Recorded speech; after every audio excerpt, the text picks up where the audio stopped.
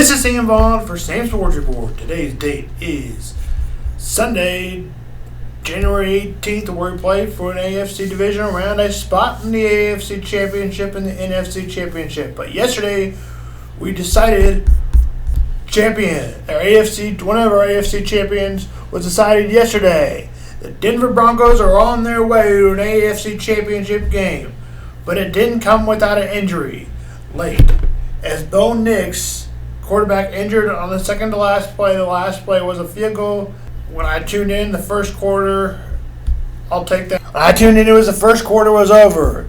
And in the first quarter, it was a field goal and then a touchdown to start. A touchdown that took a lead after the touchdown, it was 7-3, end of one.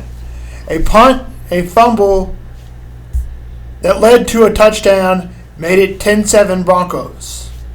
A 10-10 game after a field goal was made. Touchdown Broncos made it 17-10. 17-10.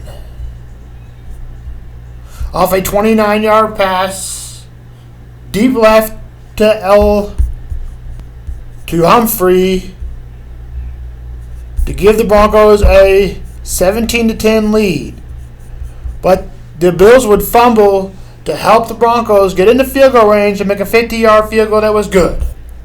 That led into halftime. A touchdown by the Bills to make it 23-17.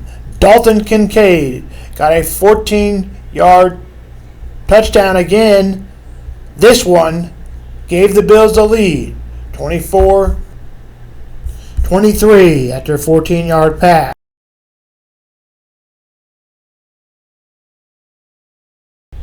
A punt by the Broncos, but the Bills kept the game alive with a field goal, with only a field goal though, and that would leave plenty of room for the Broncos to come back. A 3rd-and-8 pass was incomplete.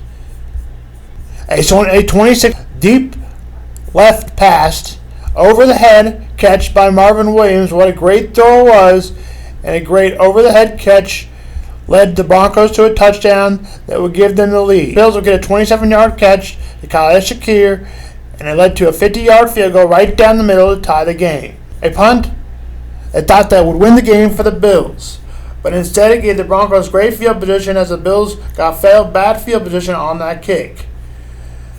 Jakeem Macklin was the questionable interception that was stolen out of the hands by the Denver player. He jumped up and basically stole it, and what many people thought that was a bad call, and Sean McVay was very frustrated after calls after the game.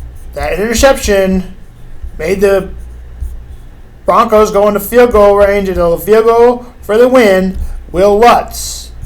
Of course, we said the Broncos will play either the Patriots or Texans this weekend. The Broncos will be this next weekend. The Broncos will play the Patriots. The Broncos will either play the Patriots or the Texans this next weekend. The Broncos will be without Bo Nix. The finishing score of a Seattle boatload of Seattle, 41-6. Seattle dominated start to finish. NFC Divisional Round. Explosive start by the Seattle Seahawks. Rashid Shaheed returned an opening kickoff of 95 yards, and that started the butt whooping for the largest touchdown in the postseason team history, giving Seattle the momentum. Early offense, Sam Darnold hit Smith-Njigba for a touchdown, and Seattle also added a field goal to take control early. A balanced attack with Keith Walker and Seattle ball carrier contributed to powerful runs and sustained long drives. 49ers limited San Francisco's was held to just 6 points. Both teams' field goals as Seattle defense shut down the physical play. The game featured rising physicality and futuristic from the 49ers, including uncalled headbutt and face mask incidents as San Francisco struggled to slow down Seattle. 49ers struggles offense issues led to the failed traction offensively, managing only one field goal while Seattle's defense contained their running game and pressured Brock Purdy throughout the game. Disciplines, San Francisco frustration showed last late, and both teams pulled their way. Starters in the fourth quarter, reflecting on the lopsided nature contest. What this means is Seattle advances to the NFC Championship with a blowout. Seattle Seahawks will move to the NFC Championship, continuing their play and their run. 49ers season is over with a disappointing game. The part that you told the Seattle get their bit kicked was when Seattle took a punt top interception return for a touchdown. That was how you knew that. I predicted the Dolphins would sign Kevin Stefanski as they did. He is headed to Atlanta. Titans are expected to hire Matt Nagy. Matt LaFleur is expected to be hired for about 14 to 15 million per year.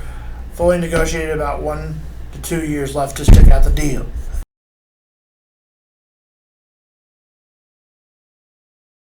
Over the weekend, Kansas dominated Baylor on Friday.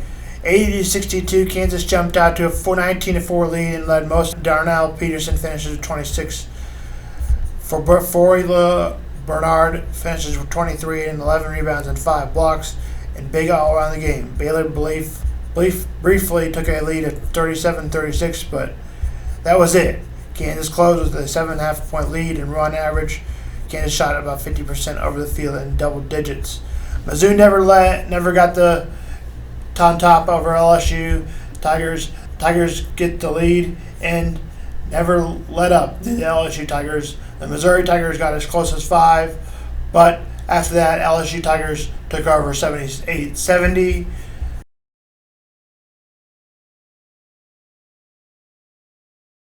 Christian Kirk will be a player to watch out, veteran catcher. One of C.J. Stroud's main targets will be Christian Kirk. Daniel Hunter leads Texans with sacks. And for Patriots players to watch out for, Drake May, that maybe should have been the MVP, will likely go to Matthew Stafford. 31 touchdowns for Drake May. Trevion Henderson, who had 21 touchdowns. Trevion Henderson, who was 21st in rushing, but now that no Bo Nix is in the AFC Championship, it looks like without Bo Nix, the Broncos are in the NFC Championship. It looks like the Patriots will be favored with just as the 21st rushing leader. It shows you that you don't have to have the greatest running team, and we've already seen that from Patrick Mahomes' team. Stephon Diggs is also a player to watch out for. Harold Landry has 8.5 sacks. He's a player to watch out for. Give me the Patriots 28-21. Kick us a day at 2. The Bears host the Rams at 5:30. Bears fans are going to be really excited for a chance for the Bears to go to the NFC Championship game. Players to watch out for: Matthew Stafford, MVP. Runner probably. Running back Kyrie Williams, 8th in the league with his rushing attack. Puka Nacua, 2nd in the league, 1,715 yards. He is good for 2nd in the league.